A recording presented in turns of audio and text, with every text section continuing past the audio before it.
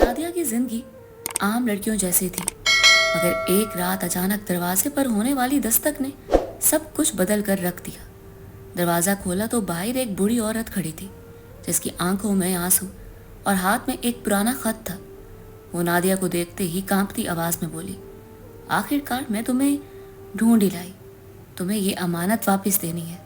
Nadia حیران تھی، نہ وہ اس عورت کو جانتی تھی، نہ ہی خط کو، مگر جیسے ہی اس نے وہ خط کھولا، اس کی دنیا تاریک ہو گئی۔ خط میں ایک ایسی حقیقت لکھی تھی جو نہ صرف اس کے ماضی کو بدلنے والی تھی، بلکہ اس کا مستقبل بھی تباہ کر سکتی۔ نادیہ بیٹا جلدی جاؤ اور چھت پر سے کپڑے اتار لاؤ، لگتا ہے بہت بری آندھی آنے والی ہے۔ نادیہ موبائل چلانے میں مصروف تھی۔ جب اس کی ساس نے آواز دی تھی، وہ جلدی سے موبائل رکھ کے باہر بھاگی تھی۔ باہر دیکھا تو ہر طرف مٹی کی خوشبو پھیلی ہوئی تھی۔ اس کا دم گھٹنے لگا، اسے الرجی سی ہونے لگی، وہ بری طرح کھانسنے لگی۔ اس کی ساس نے اس کا یہ حال دیکھا تو کہنے لگی، اچھا تم بس کمرے میں جاؤ، میں خود اتار آتی ہوں، لیکن آج گھٹنوں میں بہت درد ہے، بلکہ تم ایسا کرو منہ کو اچھے سے دوپٹے سے لپیٹ لو، میں سیڑھیاں نہیں چڑھ سکتی۔ تم جانتی تو ہو نا بیٹا، نادیہ کہنے لگی۔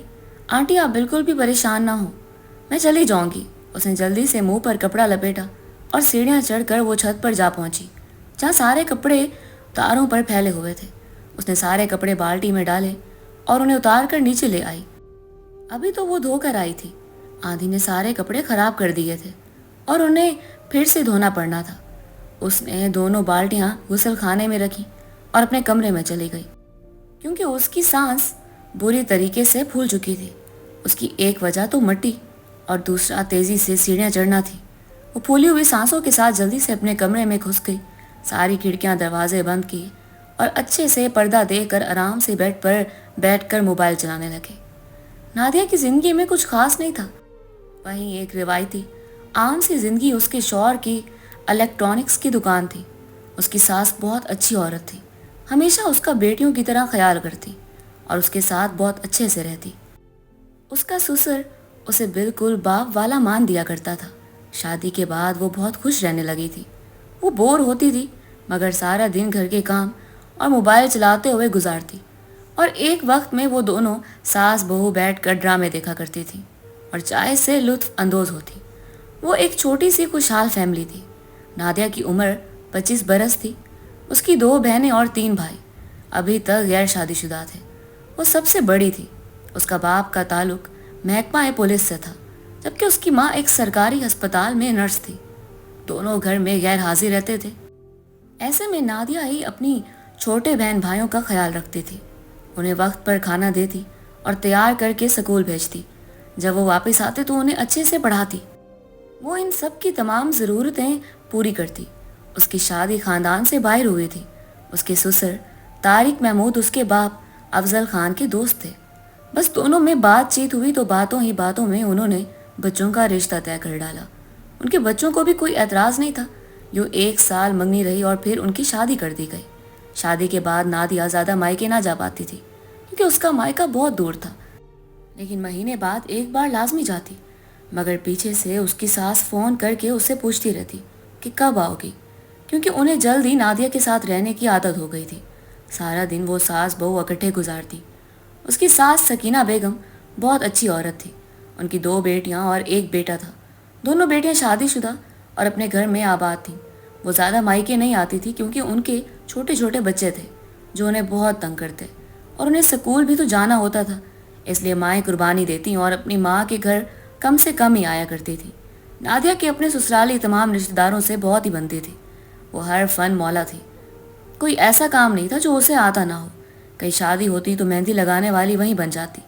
دلہن کے لیے اگر بیوٹی پارلر والی نہ آتی تو دلہن کا میک اپ بھی کر دیتی۔ سینا پرونا، کھانا بنانا، ہر چیز کا اسے بخوبی علم تھا۔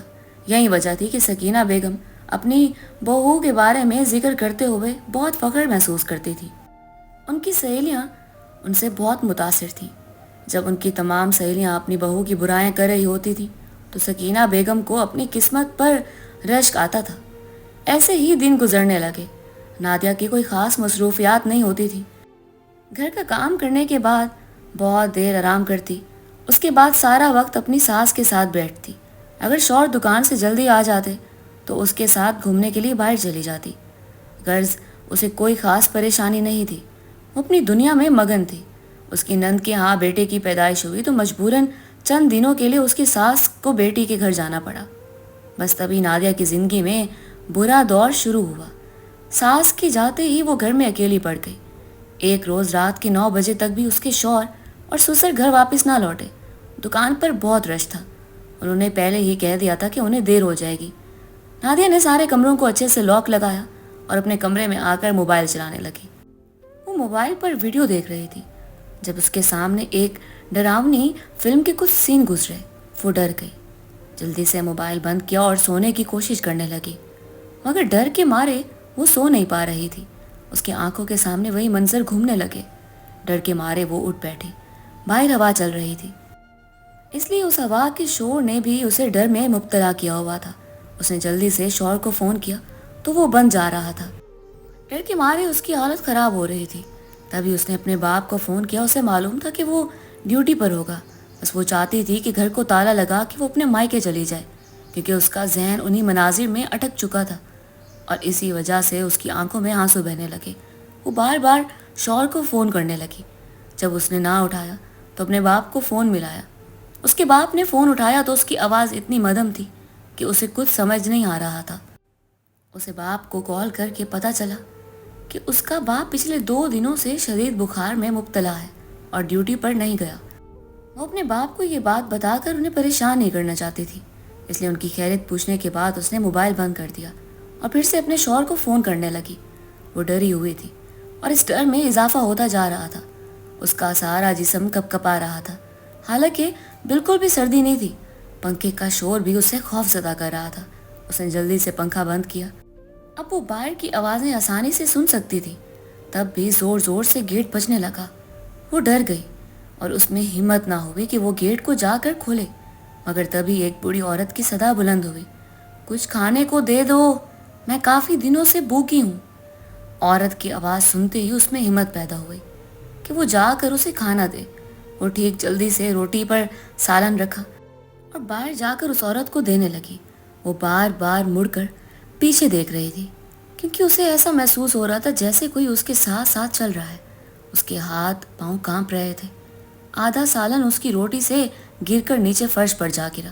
وہ جلدی جلدی گیٹ تک آئی، گیٹ کھولا۔ اس عورت کو دیکھتے ہی اس کے دل کی دھڑکن تیز ہو گئی، کیونکہ اس کا حلیہ بہت ڈراؤنا تھا اور جس انداز سے وہ نادیہ کو گھور رہی تھی اس سے نادیہ خوف زدہ ہو گئی تھی۔ پریشان ہوتے ہوئے اس نے کپ کپاتے ہاتھوں پر قابو پایا اور روٹی اس بڑی عورت کو تھما دی۔ اس عورت نے روٹی تو پکڑ لی، مگر اس کی آنکھوں میں شناسائی کی چمک نے نادیہ کو بے چین کر دیا۔ اس نے جلدی سے گیٹ بند کرنا چاہا، مگر بوڑھی عورت نے گیٹ پر ہاتھ رکھا اور ایک قدم آگے بڑھی۔ نادیہ ڈر گئی، خوف کے مارے اس کی آنکھیں پھیل گئیں۔ اسے لگا کہ یہ بوڑھی عورت ہے، آج اسے نہیں چھوڑے گی، لیکن وہ تو اسے جانتی بھی نہیں تھی۔ بہت سے وسوسے اس کے دل میں پلنے لگے۔ وہ 2 قدم دور ہوئی، تب بھی وہ بوڑھی عورت آگے بڑھنے لگی۔ تبھی ایک بلی جو ان دونوں کو دیکھ رہی تھی، اور جب نادیہ کے ہاتھ سے سالن فرش پر گرا تو اس کی بو نے اس بلی کو بے چین کر دیا۔ وہ جلدی سے دیوار سے کودی اور اس سالن پر جھپٹ پڑی۔ اچانک بلی کی آواز نے نادیہ کو ڈرا دیا۔ وہ اچھل کر ایک دم دور ہوئی اور ایک زوردار چیخ ماری۔ بوڑھی عورت نے جلدی سے اس کے منہ پر انگلی رکھی اور کہا، خاموش، آواز نہیں آنی چاہیے۔ اس بوڑھی عورت کے رازدانہ انداز میں کہے گئے جملے نے نادیہ کو خوف میں مبتلا کر دیا تھا۔ وہ پہلے ہی ڈری ہوئی تھی، ایسے میں اس عورت کی موجودگی نے اس کے خوف کو آنسوں میں بدل دیا تھا۔ وہ رونے لگی۔ اس کی چیخ کی آواز سے کوئی بھی متوجہ نہ ہو سکا، کیونکہ گھر پر کوئی بھی نہیں تھا، اس لیے تو وہ ڈری ہوئی تھی اور وہ بوڑھی عورت اندر تک داخل ہو گئی تھی۔ کبھی بلی کے ساتھ مقابلہ کرتے ہوئے اس عورت نے 2 منٹ میں وہ روٹی کھا لی۔ اسے وحشیانہ انداز میں کھانا کھاتے ہوئے دیکھ کر نادیہ کو اب کھانسی آنے لگی۔ اسے متلی سی محسوس ہوئی اور وہ واش بیسن کی طرف بھاگی، مگر اس عورت نے اس کا ہاتھ پکڑ لیا۔ سالن والے ہاتھ سے اس نے نادیہ کی کلائی کو مروڑا اور اس کے آنکھوں سے آنسو بہنے لگے۔ ڈر کے مارے اس کے منہ سے آواز تک نہیں نکل رہی تھی۔ اسی چیز کا تو وہ بوڑھی عورت فائدہ اٹھا رہی تھی۔ تبھی نادیہ رک گئی۔ تو وہ بوڑھی عورت جس کا ہاتھ بھی چھوڑ دیا اپنے بڑے سے تھیلے میں سے وہ کچھ ڈھونڈنے لگی۔ اندھیرے میں بھی اس عورت کی نظر کی داد دیے بنا نادیہ نہ رہ سکی، جیسے اس کی آنکھیں کسی دیے کی طرح ہوں، اندھیرے میں بھی چمک رہی تھی۔ اس نے بلی کو دیکھا، اس کی آنکھوں کا رنگ اور اس عورت کی آنکھوں کا رنگ بالکل ایک جیسا تھا۔ اس کو لگا یہ بلی اس عورت کی پالتو ہے، کیونکہ وہ بالکل اس کے پاس جا کر بیٹھ گئی تھی۔ اپنے ڈر پر قابو پاتے ہوئے وہ بڑی مشکلوں سے اپنے پیروں پر کھڑی تھی، ورنہ تو وہ کب کی زمین بوس ہو چکی تھی۔ وہ عورت روتے ہوئے اسے خط تھما چکی تھی، پھر کپ کپاتے ہونٹوں پر قابو پاتے ہوئے بوڑھی عورت کہنے لگی، بالآخر میں نے تمہیں ڈھونڈ ہی لیا، میں تمہیں تمہاری امانت دینے آئی تھی۔ دیکھو، تم سے وعدہ کیا تھا نا، چاہے تم کہیں بھی چھپ جاؤ، تمہاری امانت تمہیں لوٹا کروں گی۔ اب تمہیں اس امانت کے بدلے مجھے کچھ دینا ہوگا، یوں سمجھ لو یہ تمہارا قرض تھا جو میں نے تمہیں لوٹا دیا، اور اب ایک اور امانت تمہیں میرے پاس رکھوانی ہوگی۔ اس بڑی عورت کی معنی خیز باتیں اسے بے چین کر رہی تھیں۔ وہ بہتے ہوئے آنسوؤں کو بے دردی سے پہنچتے ہوئے خط پکڑا چکی تھی۔ نہ تو وہ اس بوڑھی عورت کو جانتی تھی، نہ ہی اس خط میں لکھی گئی زبان کو۔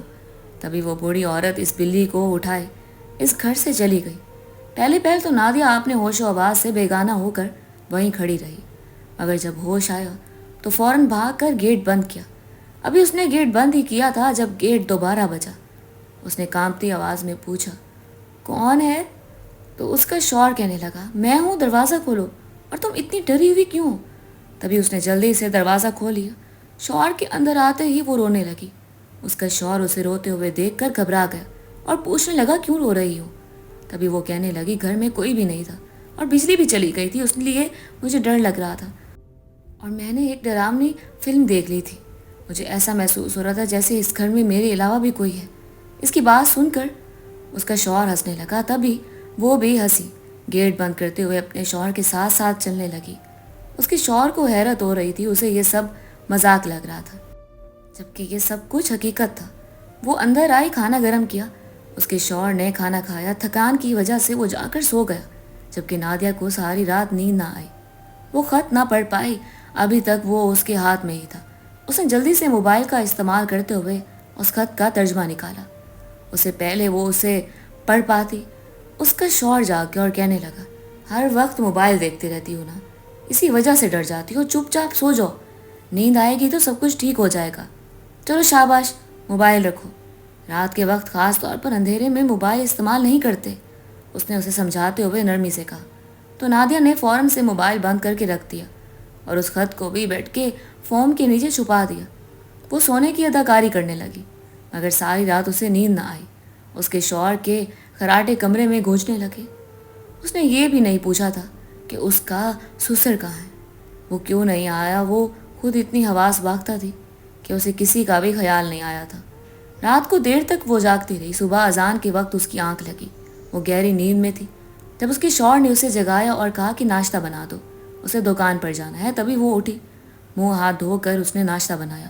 اس کا شوہر ناشتہ کر رہا تھا جب وہ ڈائننگ ٹیبل پر پاس بیٹھ گئی اور پوچھنے لگی کہ انکل گھر کیوں نہیں آئے، سب خیریت تو ہے؟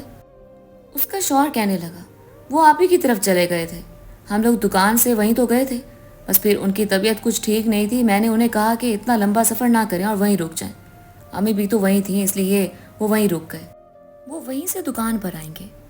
میں بھی بس جا رہا ہوں، تم کہہ رہی تھی کہ تم ڈر گئی تھی، ایسا کرو تیار ہو جاؤ، میں تمہیں تمہارے مائکے چھوڑ دوں گا۔ اس بات پر نادیہ نے نفی میں سر ہلایا۔ اس پر اس کا شوہر کہنے لگا، میں رات کو گھر نہیں آؤں گا، اور میرا ایک دوست کا ایکسیڈنٹ ہوا ہے، مجھے اس کے ساتھ ہسپتال میں رکنا ہے، گھر میں کوئی بھی نہیں ہوگا، تم خام خواہ میں پریشان ہوگی، چلو میرے ساتھ، میں تمہیں ماں باپ کے گھر چھوڑ دوں گا۔ وہ اپنے ماں باپ کی خدمت کے لیے جاننا تو چاہتی تھی، مگر اس خط نے اسے بے چین کیا ہوا تھا، ابھی تک وہ اسے پڑھ نہیں پائی تھی۔ شوہر کے کہنے پر بہت جلدی سے تیار ہوئی، عجلت میں وہ موبائل اٹھانا ہی بھول گئی۔ اسے یاد آیا کہ موبائل تو اس نے اٹھایا نہیں۔ اس نے اپنے شوہر کو کہا کہ اس کا موبائل لا دیں۔ وہ کہنے لگا، خیر ہے، ایک دن استعمال نہیں کرو گی تو قیامت نہیں آ جائے گی، بلکہ تمہاری آنکھوں کو سکون ملے گا، اور انکل آنٹی کو میرا سلام دینا، ہو سکا تو میں تمہیں صبح کے ٹائم ہی لینے آ جاؤں گا، ورنہ پھر جب میں فارغ ہوں گا تو تب ہی آؤں گا، پریشان مت ہونا، اور اگر کوئی بات ہو تو ان کے موبائل سے مجھے کال کر لینا۔ شوہر کی بات سن کر نادیہ نے عصابت میں سر ہلایا، حالانکہ اسے اپنے موبائل کی فکر ہو رہی تھی۔ سارا دن ماں باپ کے ساتھ بیٹھی رہی، مگر اس کا دھیان ابھی بھی موبائل کی طرف تھا۔ ایک انجانی خوف نے اسے نہ ہی مصیبت میں ڈال دیا تھا۔ سارا دن ٹینشن لے کے اس کے تو سر میں درد ہونے لگا۔ تبھی اس نے اپنے والدین کو کہا، مجھے ابھی اسی وقت گھر لے چلیں، مجھے کچھ ضروری سامان اٹھانا ہے۔ اس کے والد کی طبیعت زیادہ ٹھیک تو نہیں تھی، مگر بیٹی کے اس طرح اصرار کرنے پر وہ اٹھ کھڑے ہوئے اور اس کے سسرال پہنچ گئے۔ وہاں سے نادیہ جلدی سے اپنے گھر میں داخل ہوئی۔ باپ کو کہا کہ وہ وہیں گاڑی پر رکیں، وہ بھی آ جائے کہ جیسے ہی وہ اپنا موبائل اٹھا کر سین میں آئی، اسے وہیں بلی دکھائی دی، یعنی اس کی غیر موجودگی میں وہ عورت ایک بار پھر آئی تھی۔ اس عورت کا سوچتے ہی اس کے سارے جسم میں خوف کی ایک لہر دوڑی تھی۔ اس نے سب کچھ نظر انداز کرتے ہوئے گیٹ کو تالا لگایا اور اپنے باپ کو ساتھ لے کر گھر آ گئی۔ اپنے کمرے میں آ کر اس نے جلدی سے موبائل آن کیا۔ اس کی دونوں بہنیں بے سدھ ہو کر سو رہی تھیں۔ اس نے ایک تہران نکاح دونوں پر ڈالی اور خط پڑھنے لگی۔ میں جانتی ہوں، جوانی کے اولین دنوں میں تم سے ایک غلطی ہوئی تھی۔ تم جس سے پیار کرتی تھی اسی کے ساتھ گھر والوں سے چھپ کر تم نے نکاح کر لیا، اور پھر اسی نکاح کا نتیجہ وہ بچہ نکلا جس کو تم نے کوڑے میں پھینک دیا تھا۔ میں اس وقت وہیں موجود تھی۔ وہ بچہ آج بھی میرے پاس ہے اور 6 برس کا ہو چکا ہے۔ وہ ہر وقت اپنے ماں باپ کا پوچھتا ہے۔ میں اسے تمہارا بتاتی ہوں، وہ تم سے ملنے کی خواہش رکھتا ہے۔ کیا تم مجھ سے ملنا پسند کرو گی؟ تم پسند کرو گی یا نہ کرو، تمہیں اس سے ملنا ہی ہوگا۔ تمہارا پہلا شوہر وفات پا گیا، تم نے گھر والوں کو بتانے کی زحمت ہی نہ کی، ہاسٹل میں اس بچے کو جنم دے دیا۔ تمہیں کیا لگا کہ میں تمہیں بھول جاؤں گی؟ نہیں، مجھے سب کچھ یاد ہے۔ تمہارا بچہ ہو بہو تمہارے جیسا ہے، اسے آ کر مجھ سے لے جاؤ، ورنہ وہ بچہ تمہاری یاد میں تڑپتے ہوئے مر جائے گا۔ یہ خط پڑھتے ہی نادیہ کے ہاتھ کانپنے لگے۔ اتنا بڑی تہمت اس کے اوپر لگا دی گئی تھی۔ وہ تو کسی ارسلان کو نہیں جانتی تھی، اور نہ ہی اس کا پہلا کبھی نکاح ہوا تھا کسی سے۔ یہ سب آخر کس نے لکھا تھا اور کیا چاہتا تھا؟ اسے خوف محسوس ہونے لگا۔ اس نے جلدی سے موبائل بند کیا اور سونے کی کوشش کرنے لگی۔ وہ سچ تھا جو اس کے مستقبل کو تاریک کر سکتا تھا۔ نہیں چاہتی تھی کہ یہ خط کسی کے بھی ہاتھ لگے، مگر وہ تو یہ خط بیڈ کی فوم کے نیچے رکھائی تھی۔ اگر ایسا ہوا کہ اس کا شوہر گھر آ گیا اور اس نے یہ سب کچھ پڑھ لیا تو پھر اس کا کیا ہوگا؟ یہ سوچ کے اس کی روح کانپ گئی۔ اس نے جلدی سے اپنے برے خیالات کو جھٹکا اور سوچنے لگی کہ وہ بوڑھی عورت کو آخر اسے ایسا خط کیوں دے گئی؟ آخر ان سب باتوں کے پیچھے کیا ماجرا ہے؟ وہ تو ان سب باتوں سے واقف تھی، پھر کون تھا جو سب یہ جانتا تھا؟ وہ تو کب کا یہ سب کچھ بھول چکی تھی، اور وہ ایسی بنی پھر رہی تھی جیسے کچھ بھی نہ ہوا ہو۔ یہ کوئی تہمت نہیں تھی، حقیقت تھی۔ نادیہ ساری رات پریشانی میں سوچتی رہ گئی کہ آخر اس مصیبت کا حل کیا ہے۔ اس کی ماں اس بات سے واقف تھی کہ اس نے ارسلان سے نکاح کیا تھا، مگر وہ یہ کہاں زیادہ عرصہ قائم رہا، کیونکہ جب بچہ پیدا ہوا تو ارسلان اپنے گھر بتا نہ پایا، اور نہ ہی نادیہ اس پوزیشن میں تھی کہ وہ گھر بتا سکتی۔ اس نے زیادہ عرصہ ہاسٹل میں گزارا تھا، مگر اب اس بچے کو لے کر گھر نہیں آ سکتی تھی۔ مجبوراً ان دونوں نے فیصلہ کیا کہ بچے کو کوڑے کے ڈھیر کے پاس چھوڑ دیا جائے۔ دونوں نے ایک دوسرے سے علیحدگی اختیار کر لی، مگر ارسلان حادثے کا شکار ہو کر اپنے خالق کی حقیقی سے جا ملا۔ نادیہ بھی اس حادثے کو بھول گئی اور اپنے گھر میں سکون سے رہنے لگی۔ اسے لگا اس بارے میں کسی کو علم نہیں، مگر وہ بوڑھی عورت اسے یاد رکھے ہوئے تھی۔ اسے سمجھ نہیں آ رہا تھا کہ اسے اب کیا فیصلہ کرنا چاہیے۔ اگر اس کے شوہر کو پتہ چلتا تو وہ اسے چھوڑنے میں ایک لمحہ بھی نہ لگاتا۔ اس نے اپنی ماں سے بات کرنے کا فیصلہ کیا، جلدی سے اٹھی اور اپنی ماں کے کمرے میں چلی گئی۔ اس کا باپ سو چکا تھا اور اس کی ماں عشاء کی نماز ادا کر رہی تھی، اور وہ روتے ہوئے اپنی ماں کے پاس بیٹھ گئی۔ اس کی ماں نے جیسے ہی سلام پھیرا، بیٹی کو روتے پا کر وہ سمجھ گئی کہ کچھ تو گڑبڑ ہے۔ تبھی نادیہ نے سب کچھ سچ بتا دیا۔ وہ کہنے لگی، تمہیں سمجھایا بھی تھا، تمہاری ماضی میں کی گئی غلطی تمہارا حال خراب کر دے گی، مگر اب میں کیا کروں؟ مجھے کچھ سمجھ نہیں آ رہا۔ تبھی فوزیہ بیگم کہنے لگی، کچھ سوچتی ہوں، تم آرام سے جا کر سو جاؤ۔ اگلے روز جب وہ بغیر اس مصیبت کا حل ڈھونڈے اپنے سسرال واپس گئی تو اس کی ساس بھی واپس آ چکی تھی، لیکن اس کے تیور بدلے ہوئے تھے کیونکہ اس کے ہاتھ میں وہ خط لگ چکا تھا۔ نادیہ نے روتے ہوئے سارا سچ انہیں بتا دیا۔ وہ کہنے لگی، تمہارا شوہر باپ بنے کی صلاحیت نہیں رکھتا، اس بات کا مجھے علم ہے۔ وہ اس لیے شادی نہیں کرنا چاہتا تھا۔ اگر تم میرے بیٹے کے اس راز پر پردہ ڈالو تو میں بھی تمہارے راز پر پردہ ڈالنے کو تیار ہوں۔ میرے پاس ایک منصوبہ ہے، ہم وہ بچہ لے آتے ہیں اور شہر کے یتیم خانے میں چھوڑ دیتے ہیں۔ اس کے بعد جب تم دونوں کی رپورٹس نکلوائیں گے کہ نقص کس میں ہے تو سب کو پتہ چل جائے گا کہ میرا بیٹا باپ بننے کی صلاحیت نہیں رکھتا۔ اس نے یہ بات ہم سب سے چھپائی ہوئی ہے۔ پھر میں اسے کہوں گی کہ تم اس یتیم خانے میں جاؤ اور اس بچے کو لے آؤ۔ میری ساس کا فیصلہ مجھے بہت اچھا لگا، میں نے حامی بھر لی۔ سب کچھ ہمارے منصوبے کے مطابق ہوا، میرے شوہر کو پتہ بھی نہ چلا کہ وہ میرا بیٹا تھا۔ یوں ہم سب خوشی خوشی رہنے لگے۔ میں اس عورت کی شکر گزار ہوں جس نے میرے بچے کی کفالت کی، مگر نہ جانے پھر وہ عورت کہاں غائب ہو گئی۔ پھر میرا کبھی بھی اس عورت سے سامنا نہ ہوا۔